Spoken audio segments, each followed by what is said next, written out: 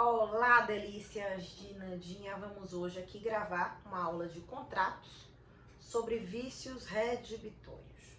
Primeira coisa que a gente tem que esclarecer é que eu estou tratando de uma relação paritária, de uma relação contratual cível, que não é idêntica a uma relação de consumo. Por que eu estou dizendo isso? Porque normalmente, quando se fala em vício do produto, vício do serviço, pensamos sempre, associamos sempre a um contrato consumerista.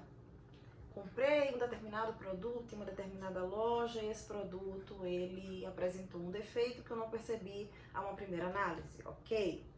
Se trata de uma relação de consumo. Não é dessa relação de consumo que eu estou tratando. Eu estou tratando de uma relação de iguais. Porque no Código de Defesa do Consumidor, o consumidor adquirente, destinatário final do produto ou serviço, ele é hipossuficiente. Ele não é igual ao fornecedor, ele é mais frágil juridicamente, daí que ele é tratado de forma desigual. A exemplo, a inversão do ônus da prova em favor do consumidor.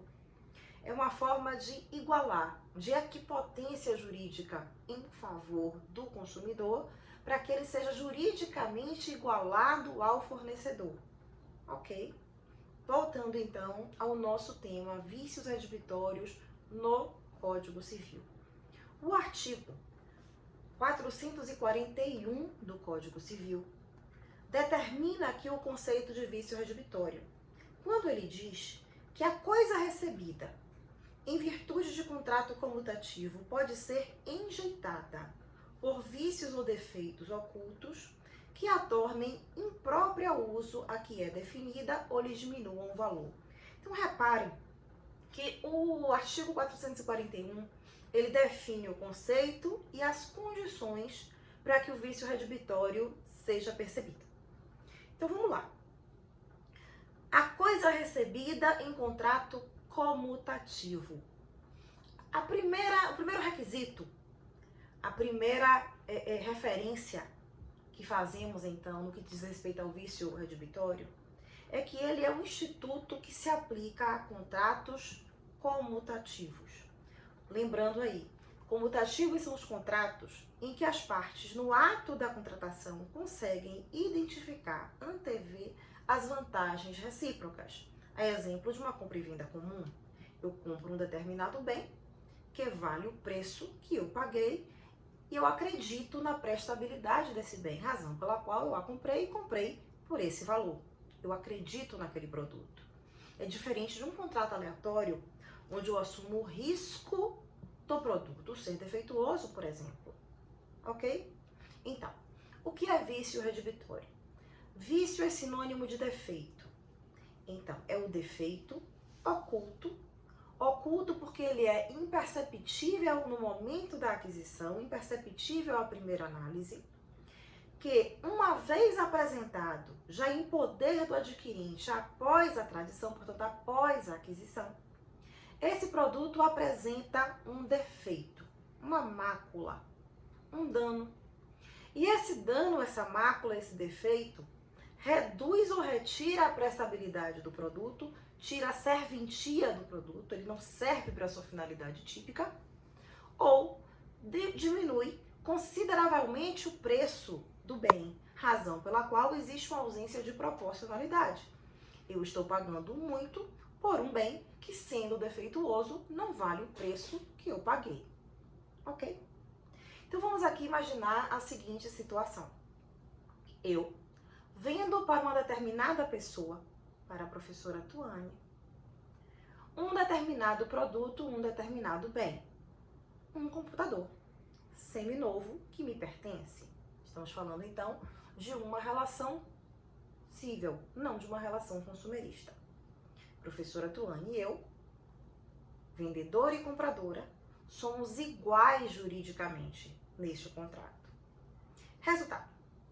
Uma vez adquirido o produto, feita uma análise superficial, um teste inicial, ligou, desligou, colocou na tomada, tal, ela não constata que esse produto tem de fato um defeito, onde a bateria desse computador, ela acaba muito rápido. Pô, na hora em que ela veio comprar, estava 100%. Não reduziu, então, a tempo suficiente essa bateria para que ela percebesse, para que ela identificasse esse problema na bateria do produto naquele momento da aquisição. Quando ela carregou e estava trabalhando para gravar a aula para vocês, postar a aula de vocês, ela constata que em menos de 40 minutos a capacidade, então, desta bateria é reduzida a 0. Ou seja, não há um funcionamento normal. Professora Tuane, então, se encaixa no exemplo dado em uma adquirente de um produto oneroso, adquirido a título oneroso, num contrato comutativo, porque ela esperava que aquele produto funcionasse e funcionasse de acordo com a sua finalidade típica dentro do preço que eu cobrei, certo? Então, não sabendo desse defeito na bateria, ela pagou um valor acima daquele que seria justo para um produto defeituoso. Ela não assumiu esse risco, esse contrato não é aleatório. Resultado: uma vez identificado neste produto o defeito após o primeiro uso ou posteriormente, então, à aquisição, professora Tuane identifica o defeito e tem direito a ter a reparação do seu prejuízo. É uma questão de lógica. Se ela não assumir o risco, ela tem direito a ter a reparação proporcional ao prejuízo suportado. Então, em relação aos vícios redibitórios, o Código Civil oferece duas alternativas. O adquirente, ele tem a possibilidade de rejeitar a coisa, aquilo que o artigo 441 chama de coisa enjeitada. Enjeitar é rejeitar, devolver a coisa, não quero mais esse bem, em razão da sua imprestabilidade ou em razão do seu funcionamento aí inadequado, insuficiente, ou ficar com a coisa pedindo um abatimento no preço. Então, quais são as duas soluções previstas no Código Civil para a situação em que se perceba um vício redibitório? O adquirente do produto defeituoso tem a possibilidade de escolher, não cumulativamente, duas possibilidades. Mesmo que a pessoa, mesmo que Fernanda, você... Olha a professora Tuane interferindo na minha. A vingança. A vingança. Do nada ela aparece na balada. A vingança. Tá vendo como o direito civil é muito mais lógico do que o direito penal? Ah, tá bom. É óbvio. Vem cá, e se você me vendeu esse carro, supostamente... No carro, computador, você não prestou atenção na minha aula. É, eu vi o carro. O computador com defeito, você sabia do defeito?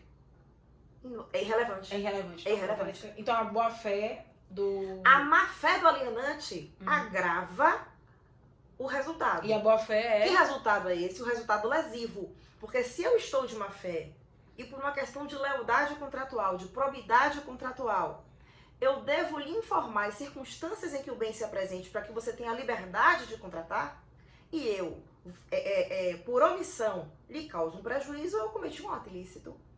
E se eu cometi um ato ilícito, eu agi culposamente e sou obrigada à reparação civil. Então, a má-fé do alienante, a minha má-fé no exemplo dado, agravaria o dano. Agora, a boa-fé... Agravaria o dano em que aspecto? Aumentaria, majoraria o seu valor indenizatório, considerando aí um juízo de equidade e uma certa discricionariedade do juiz. Ainda certo? seria crime estelionato. Hã? Ainda seria crime. Porque você se valeu de uma pessoa pela má-fé, vendendo, né, adquirindo um valor, ou seja, um valor oneroso, e você sabe que aquilo tinha defeito. Você sabia. Então ainda é estelionato. A ciência, a antevisão do resultado. Você sabia que você estava vendendo um produto que estava quebrado. Por exemplo, se eu vendo um veículo, um exemplo de vício redibitório. Se eu vendo um veículo, ciente de que esse veículo possui um determinado defeito, ele tem um problema no arrefecimento do motor. Ele esquenta muito rápido, porque há um vazamento quase que imperceptível no líquido de arrefecimento do motor. Só que No primeiro teste, circulando ali com aquele veículo, fazendo o test drive, o adquirente não consegue perceber, lógico, ele não rodou o suficiente, que aquele defeito existe. Um defeito ele vai surgir tempos após.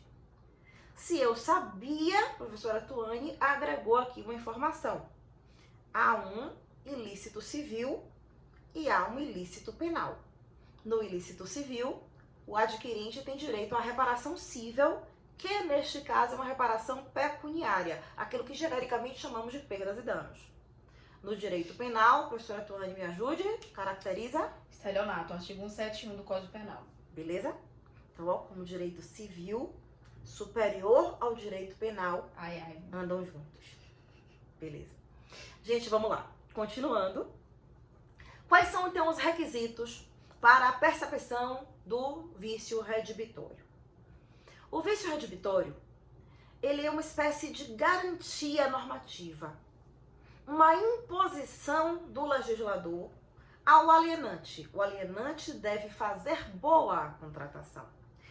Da mesma forma, quando estudamos a evicção, o alienante deve garantir ao adquirente que ele vai ter a efetividade, a definitividade dos efeitos do contrato. Aqui, o alienante deve garantir, por dever jurídico, então imposto por lei, deve garantir ao adquirente que o produto serve ao seu fim e vale o preço que foi pago. Uma vez que esse resultado, uma obrigação de resultado, não é obrigação de meio, que esse resultado não é alcançado, sendo irrelevante a boa-fé ou má-fé do alienante, o adquirente pode, portanto, ajuizar aquilo que genericamente vamos chamar de ações edilícias, e eu chego nisso aí já já. Então, é um defeito oculto, é um defeito, então, que está escondido, imperceptível a uma primeira análise, numa relação comutativa onerosa. Prof. Fernanda, o vício redibitório se aplica exclusivamente a contratos onerosos? Tem alguma exceção? Tem. Tem uma exceção. Se aplica a um contrato gratuito, que é a doação com encargo.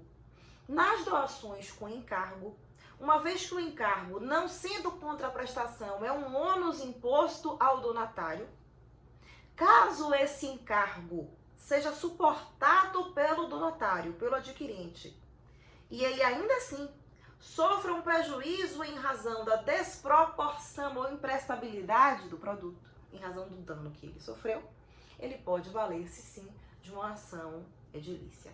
Então, é um defeito imperceptível à primeira análise,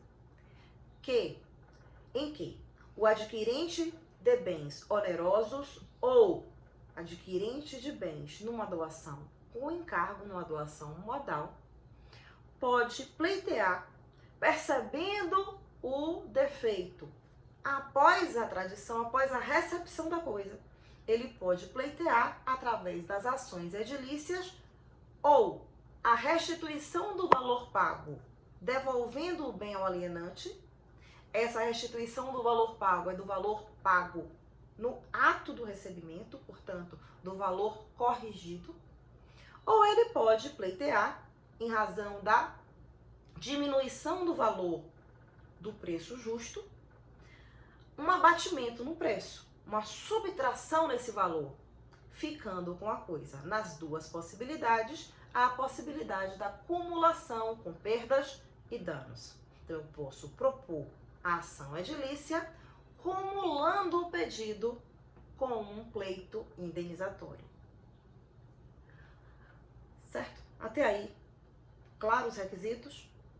Artigo, então, 442. Em vez de rejeitar a coisa redimindo o contrato, pode o adquirente reclamar o preço. Então, o 441, parágrafo único e caput, e o 442 definem as condições, os requisitos e os efeitos dos vícios redibitórios.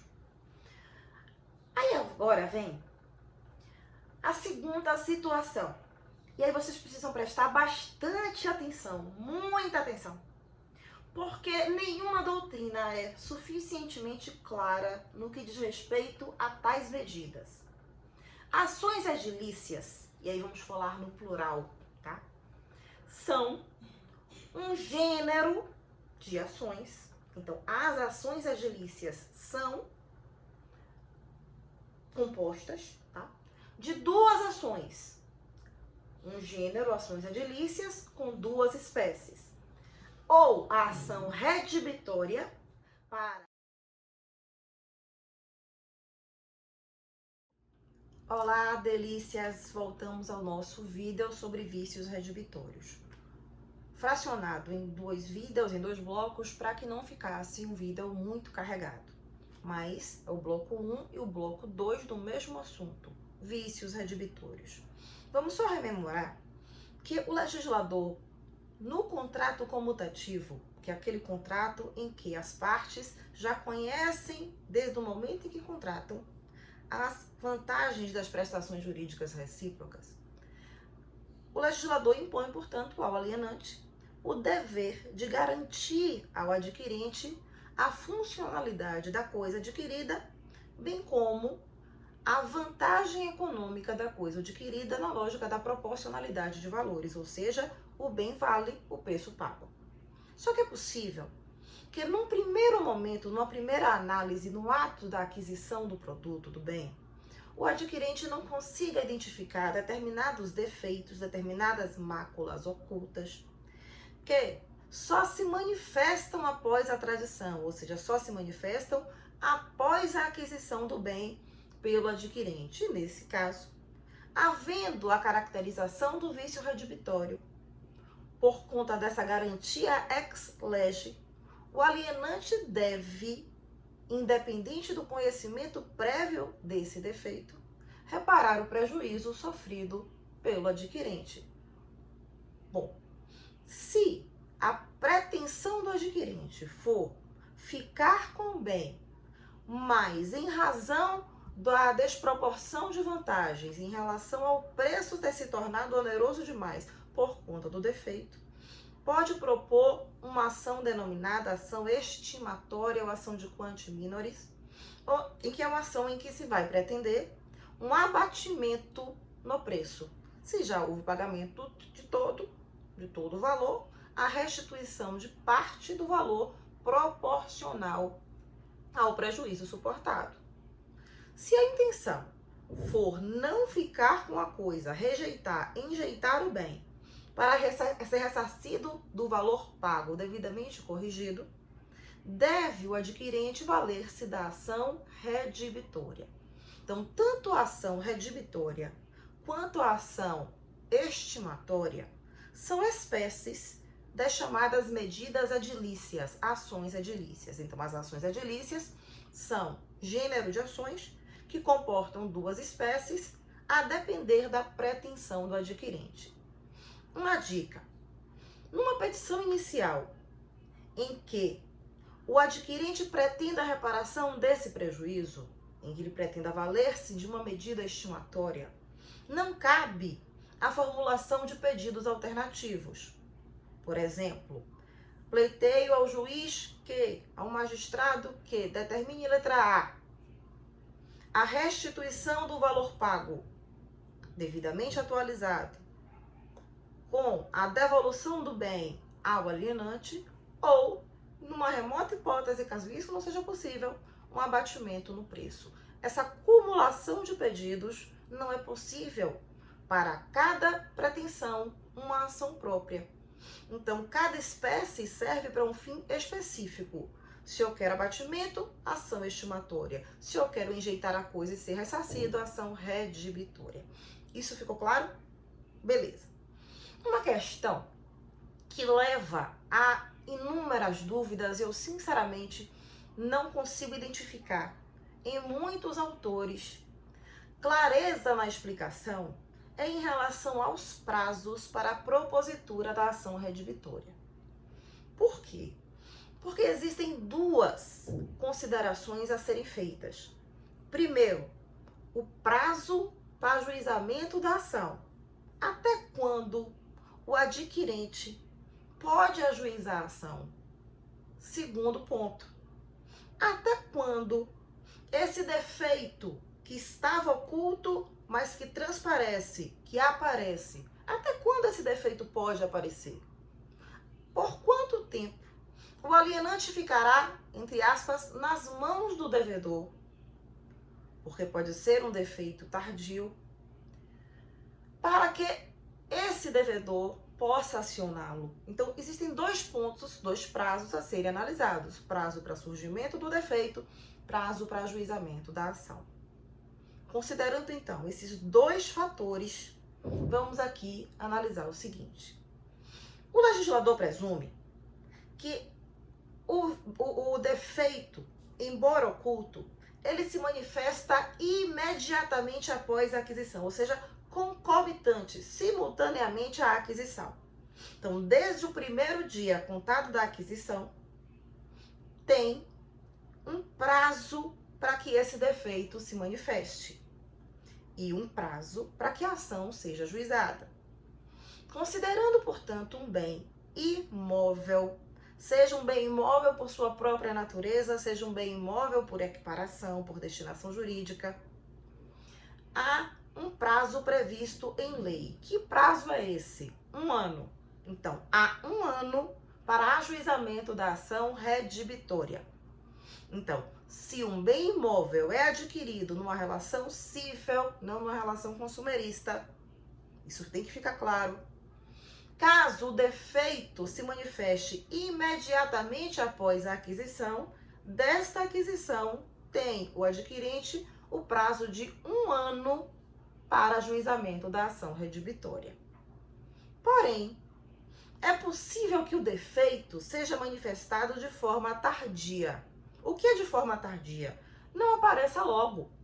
É possível que passem alguns dias, semanas, meses e só aí o defeito vai ficar aparente. Por exemplo, eu vendo uma determinada pessoa, um imóvel, antes da venda fiz uma pintura, acontece que estava numa época de verão, um período que não é chuvoso, e lá para as tantas, no terceiro mês após a compra, o adquirente, num período de forte chuva, percebe que aquele imóvel possui defeitos estruturais, possui determinadas falhas que fazem com que as paredes fiquem encharcadas, completamente mofadas, por exemplo. Isso é um defeito.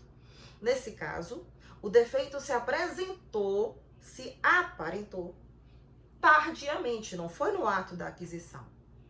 Do ato da aquisição surgido o defeito, tem o adquirente 31 mês. Então, considerando o bem imóvel, do ato da aquisição, tem o adquirente 1 ano para ajuizar a ação redibitória, considerando que o defeito se manifestou no ato da aquisição. Se ele se manifesta dentro de um determinado prazo, que prazo, Fernanda? 1 ano. Ainda terá o adquirente 1 ano para ajuizar a ação. Então, vamos organizar aqui as ideias. Eu vendo para X um determinado bem imóvel, cujo defeito se manifesta 60 dias após a aquisição. O prazo, nesse caso, para ajuizamento da ação, não começará da data da aquisição, mas sim da data em que o defeito se manifesta. Portanto, dessa data em que eu tomo ciência do defeito, eu tenho 1 ano para ajuizar a ação redibitória. Se forem 5 meses, Fernanda, do 5º mês, 1 ano para ajuizar a medida redibitória. Se for até um dia antes de completar 1 ano da data da aquisição, deste dia, 1 ano para a ação redibitória a ser proposta. Porém, se o defeito se manifesta após 1 ano da aquisição, o adquirente perde o prazo para ajuizar, perde o direito, na verdade, para ajuizar a ação redibitória, porque o prazo para a manifestação do defeito se esvaiu. Lembra, eu falei que existem 2 prazos. Se o defeito se manifestar no que tange a bem imóvel dentro de 1 ano, até 1 ano, desta data, 1 ano, o adquirente tem 1 ano para ajuizar a medida. Isso no que diz respeito a bem imóvel. No que diz respeito a bem móvel, o prazo, estabelecido as mesmas regras, os mesmos parâmetros de análise, vai ser um prazo de 30 dias. Então, considerando que a aquisição do bem móvel se deu hoje, e presumindo que, chegando em casa, eu identifico o defeito e eu tenho da data de hoje 30 dias para a propositura da medida redibitória. Se aparenta amanhã, da data de amanhã, 30 dias para a propositura da ação redibitória e aí vai. Então, o prazo para manifestação do defeito num bem móvel é o prazo de 30 dias, tolerância máxima. Do último dia, do 30º dia para frente, se o defeito se manifestar, não pode mais o adquirente reclamar do defeito oculto. Há uma presunção de mau uso da coisa, por exemplo. Tudo certo até aí? Então, 30 dias para que o defeito se manifeste no bem móvel. Se manifestar, então aí o prazo de 30 dias é um prazo estabelecido por lei. Se surge no 29º, ó, respira fundo, adquirente, você está salvo, tem 30 dias para ajuizar a ação redibitória. Se o defeito surge após esse 30º dia, não pode mais o adquirente pleitear a solução do seu problema através desta medida. Ficou claro? Porém, tá aqui, ó, escrito no artigo 445 do Código Civil o seguinte. Artigo 445 do Código Civil. O adquirente decai do direito de obter a redibição ou abatimento no preço no prazo de 30 dias, se a coisa for móvel, e 1 ano se for imóvel, contado da entrega efetiva. Certo? Então, essa é a primeira parte do artigo 445. E aí tem o parágrafo único. Se o vício, por sua natureza, só puder ser conhecido mais tarde, o prazo será contado do momento em que ele tiver ciência até o prazo de 180 dias, se for um bem móvel. Se for um bem imóvel, o prazo continua sendo de 1 ano. Então, aí, o juiz vai analisar, dentro de uma certa discricionariedade, a natureza desse defeito quanto a bem móvel. Se o defeito for de tal natureza que possa se manifestar de fato tardiamente, em até 180 dias, ele tem 180 dias para que esse defeito se manifeste e 30 dias para ajuizamento da ação. Isso ficou claro? Tranquilo? Bom, há uma situação sui generis que nós temos que analisar no que diz respeito aqui ao artigo 445 em seu 2º parágrafo. Por quê? Porque aqui diz o seguinte: tratando-se de venda de animais, os prazos de garantia por vícios ocultos serão estabelecidos por lei especial ou pelo artigo antecedente. O que é que isso quer dizer? Até então, os animais são considerados bens semoventes, bens móveis. Ok? Então, até então, eu tenho que animal é bem. Sendo bem, ele é objeto de direito e não sujeito de direito. Razão pela qual, sendo considerado um bem, adquirido onerosamente num contrato comutativo, o adquirente deste animal pode reclamar do defeito, considerando aí o prazo de 180 dias para que esse defeito se manifeste, 30 dias para ajuizamento da ação. Só que há, hoje, um problema, um enfrentamento em relação à natureza jurídica dos animais. E essa análise implica diretamente no nosso assunto. Por quê? Porque o projeto de lei 27 de 2018, que já foi aprovado pelo Senado, prevê que os animais são seres sencientes, São seres, então, dotados de sensibilidade, de memória afetiva, razão pela qual eles não podem ser considerados coisas, eles não podem ser considerados bens. E eles merecem uma normatização, segundo tal projeto de lei, uma normatização especial.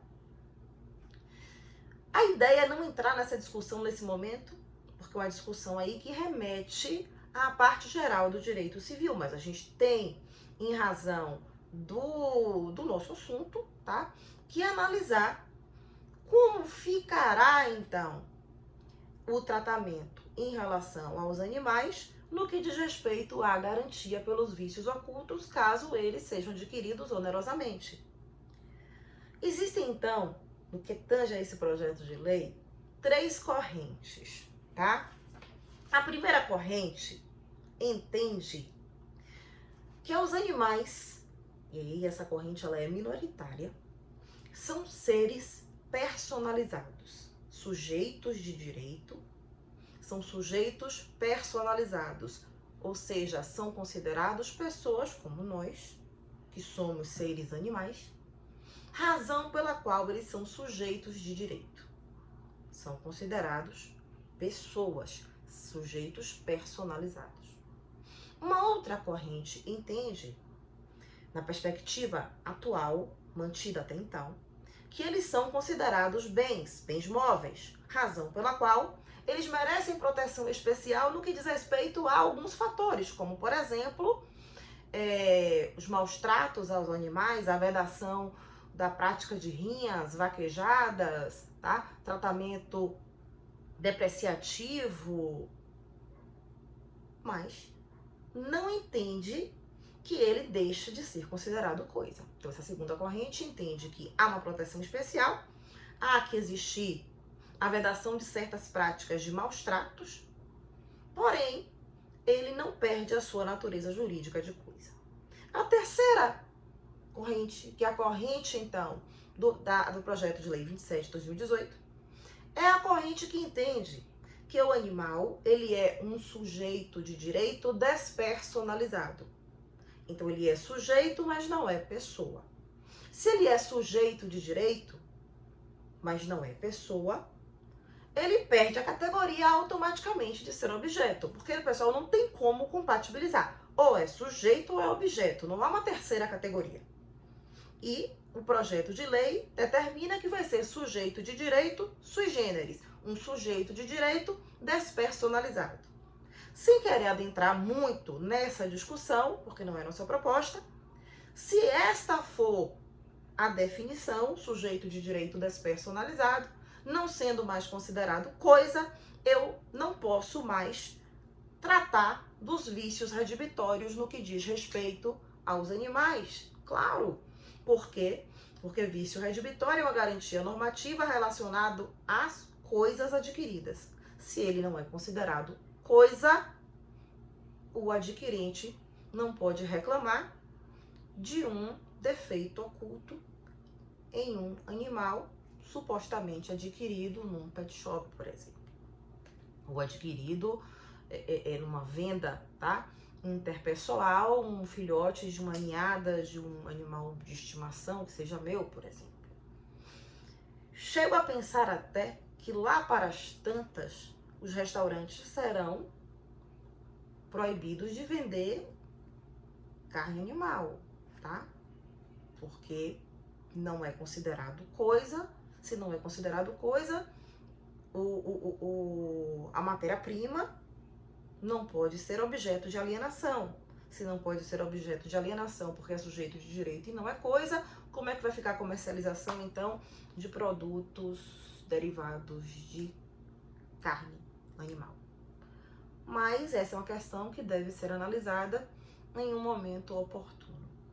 Tudo bem até aí? Então, recapitulando. No que diz respeito aos bens imóveis, prazo de 1 ano para ajuizamento da ação, desde que o defeito surja em 1 ano. No que diz respeito a bem móvel, prazo de ajuizamento da ação de 30 dias, desde que o defeito surja em 30 dias. Se o defeito for analisado pelo juiz como de tal monta que ele só pode ser percebido de forma tardia, há um prazo de 180 dias, até 180 dias, para que haja a manifestação do defeito, e deste prazo, tá, máximo de 180 dias, tem o adquirente 30 dias para ajuizar a ação redivitória. Certo? Ainda quanto aos prazos, temos que analisar um segundo ponto, que é a segunda parte do artigo 445 do Código Civil. E o que é que diz esse artigo?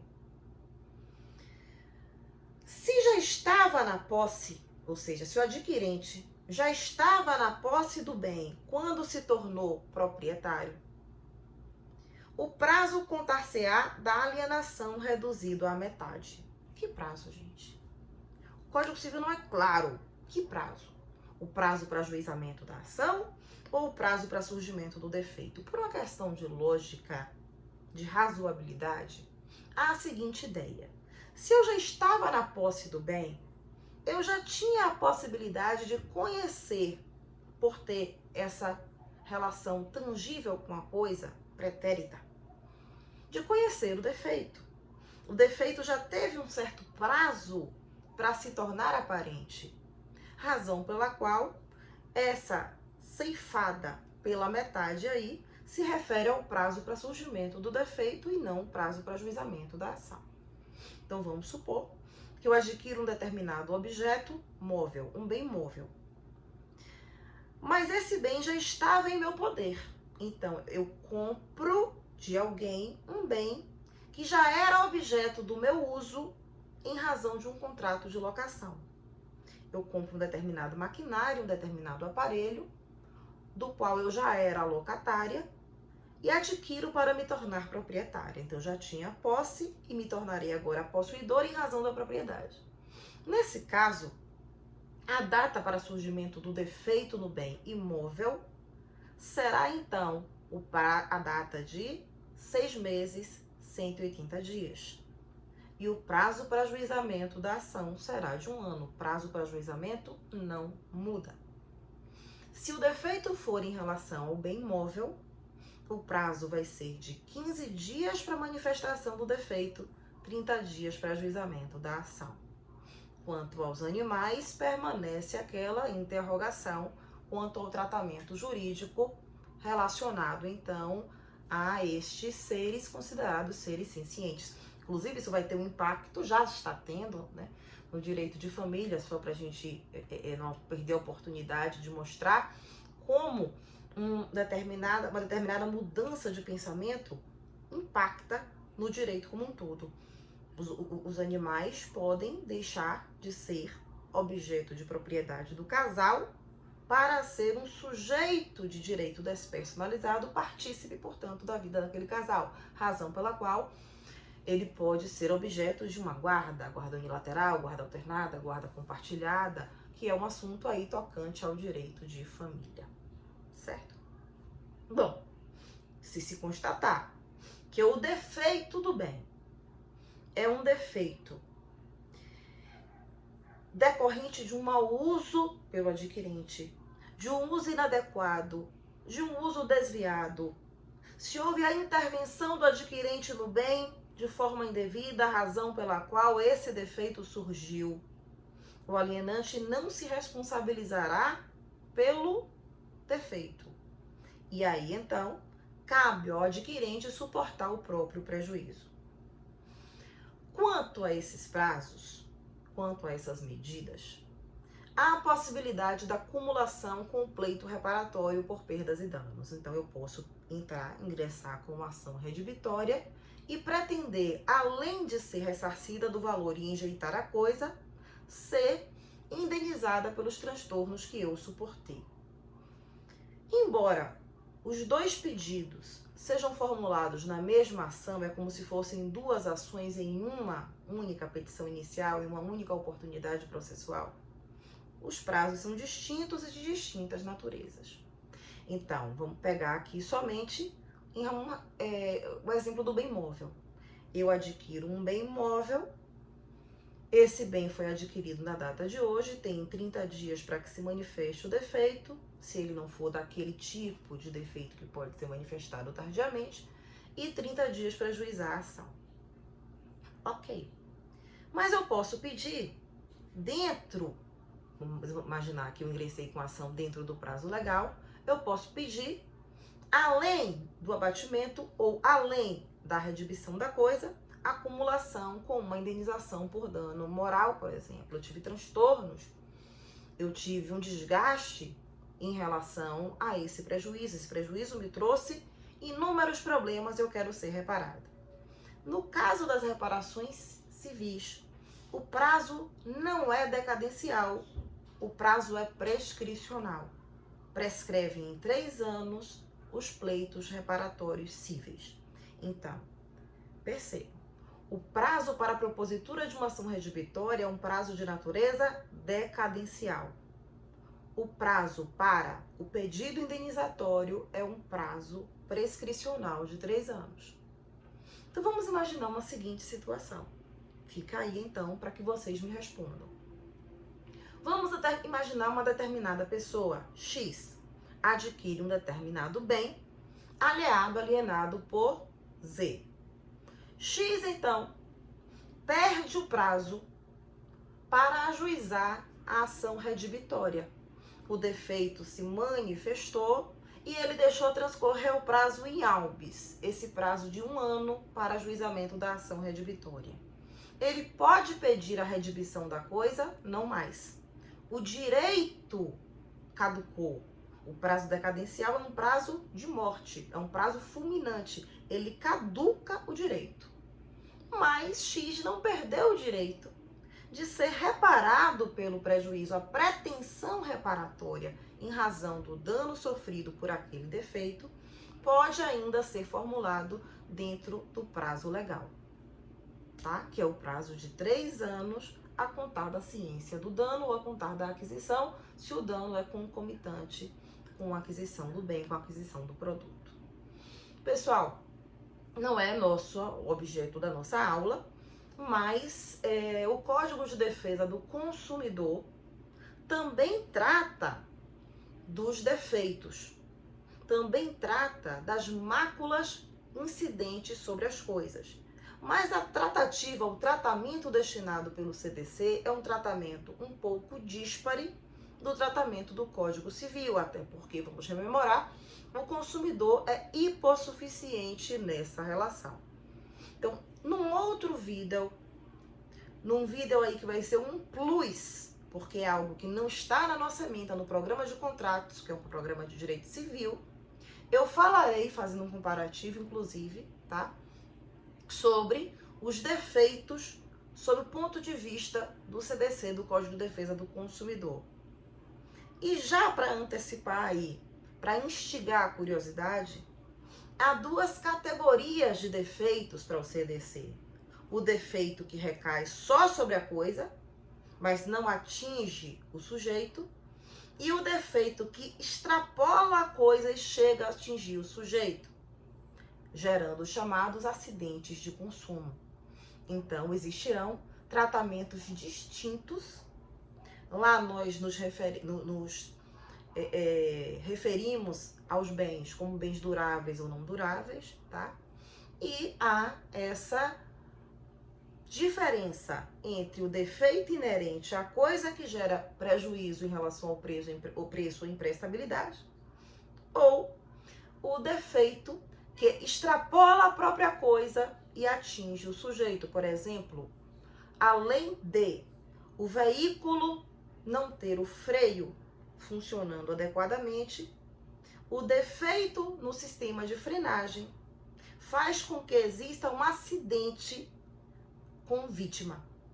Em razão desta situação, deste defeito, o CDC entende que há um acidente de consumo. Ou seja, o defeito não foi só uma dificuldade para frear sem que tenha existido a vitimização.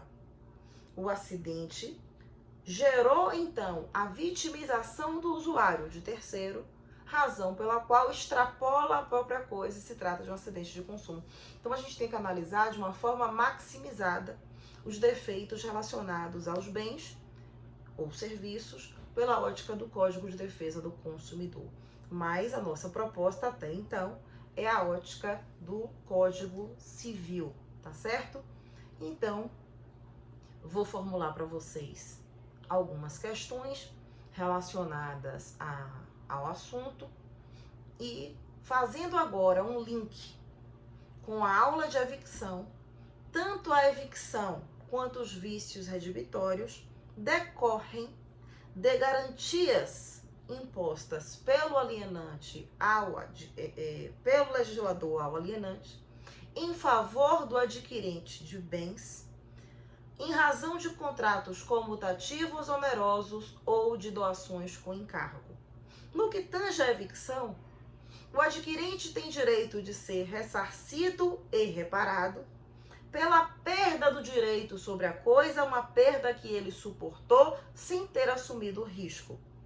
E no que diz respeito ao vício redibitório, o direito de pleitear o abatimento no preço ou pedir a redibição da coisa, o ressarcimento do valor e a entrega do produto defeituoso ao alienante, porque o adquirente não assumiu o risco de ter um produto consigo, um produto imprestável ou defeituoso. Tá certo? Então, fiquem aí atentos para esse vídeo que será adicionado sobre os vícios na ótica do Código de Defesa do Consumidor, lembrando que é um plus, um presentinho de Nandinha aí para vocês, já que o Código de Defesa do Consumidor difere do Código Civil e nós estamos tratando do direito civil. Beijos, ficamos por aqui.